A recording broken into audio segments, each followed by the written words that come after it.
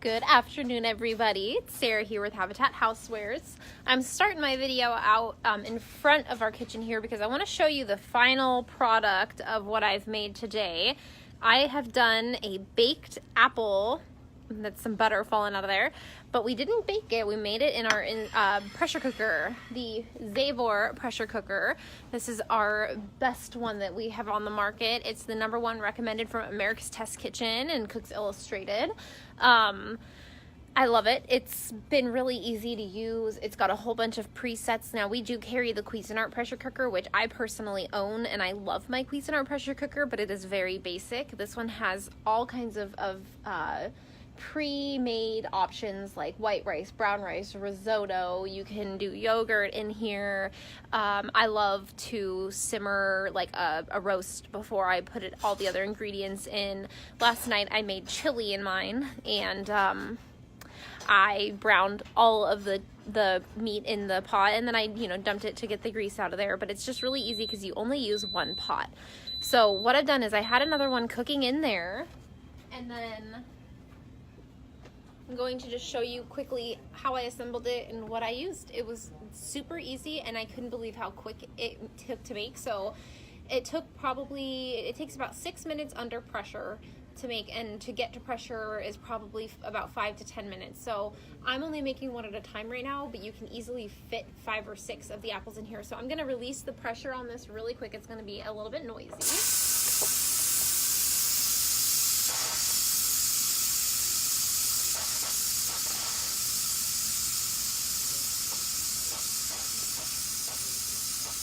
All right.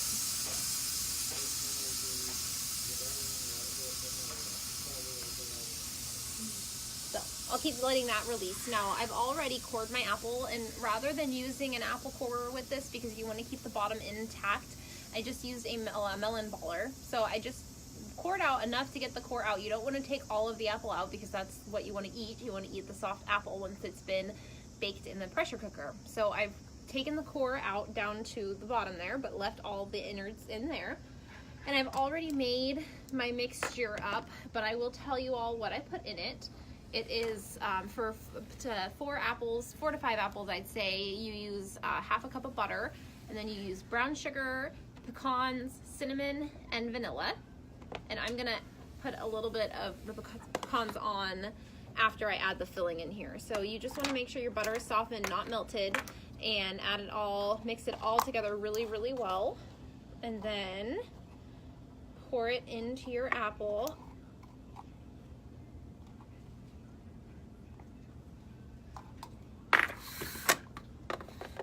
And then top with some crushed pecans. Oops. All right. So now I'm going to go ahead really quick and open the pressure cooker.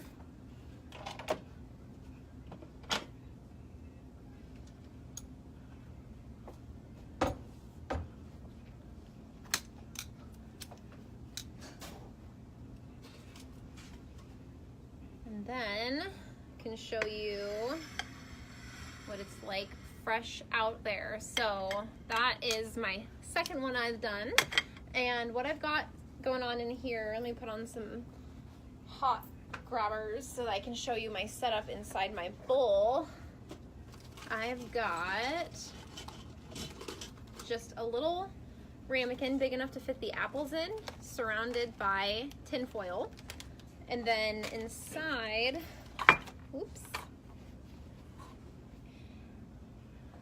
inside you're going to want to make sure you put it on the trivet, because otherwise you'll have applesauce and not baked apples. It'll be baking directly in the water. So this is called the pot in pot method. So I've got water on the bottom of my pressure cooker, and then I've got my trivet, and then I've got my pot, which in this case is a ramekin, which I'm gonna stick back in there again. And then those other 2 pieces of foil that were on the trivet are just holding the ramekin in place. And all I have to do is place this in the bowl and make sure I still have enough water on the bottom. You want about 1.5 cups to get it to pressure. I'll add a little bit more water. And then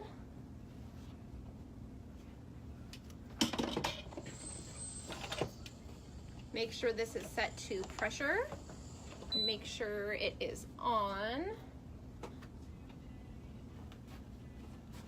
And so what I'm gonna do here is click pressure cook, and manually I'm just gonna set it to 6 minutes and start it, and it's going to come to pressure and take about 6 minutes from once the time it comes to pressure. It'll take 6 minutes to make the apple.